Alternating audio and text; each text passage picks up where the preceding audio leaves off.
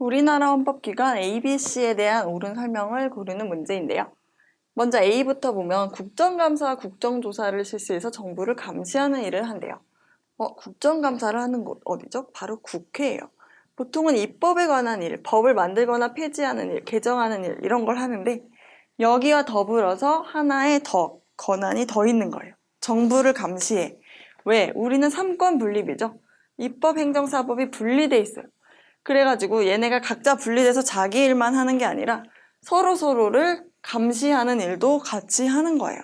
누가 잘못하지 않게 도와주는 역할을 하는 거죠. B.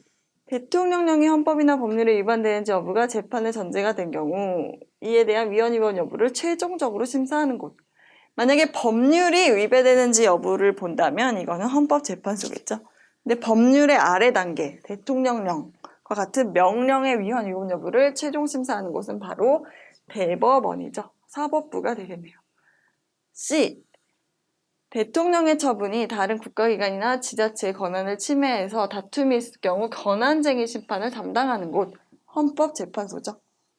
국민의 기본권 침해에 관한 것도 구제하는 기관이지만 이런 일도 권한쟁의 심판도 담당하고 있어요.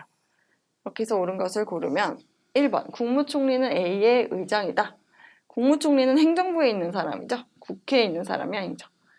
2번 B는 정당의 목적이나 활동이 민주적 기본 질서에 위배되는 이유로 제소됐을 때 정당 해산 심판을 담당한다. 정당 해산 심판은 일반 법원이 아니라 헌법재판소에서 하죠. 그래서 틀렸어요. C로 고쳐야 돼요. 3번 C는 법관이 직무집행에 있어 헌법이나 법률을 위반한 경우 해당 법관에 대한 탄핵소추를 의결할 수 있다. C에서 의결하는 게 아니라 탄핵소추를 의결하는 거는 바로 국회예요. C에서는 국회에서 탄핵소추가 의결됐을 때 실제 탄핵 심판을 담당해요. 그래서 소추를 담당하는 거는 A가 돼요. 4번 B는 위헌법률 심판 제청을 통해 A를 견제할 수 있다. 맞죠? 대법원은 어떤 법률 자체가 문제가 된다고 여겨졌을 때는 대통령령이 아닌 법률이 문제가 될 때는 헌법재판소에 이 법률 없애줘 라고 하는 거예요. 그러면 원래 이거는 국회에서 만들어진 법률이었죠. 그래서 국회를 견제하는 기능에 해당이 돼요. 그 다음에 5번 C의 재판관 중 3인은 B의 장이 임명한다.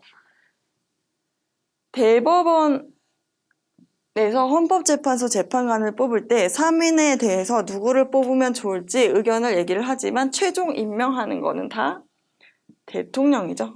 임명은 다 대통령이 해요. 다만 대법원장이 지명하는 자를 임명하는 거죠. 그래서 B의 장이 임명한다는 건 틀렸어요. 그래서 최종 옳은 것은 정답은 4번이 되겠네요.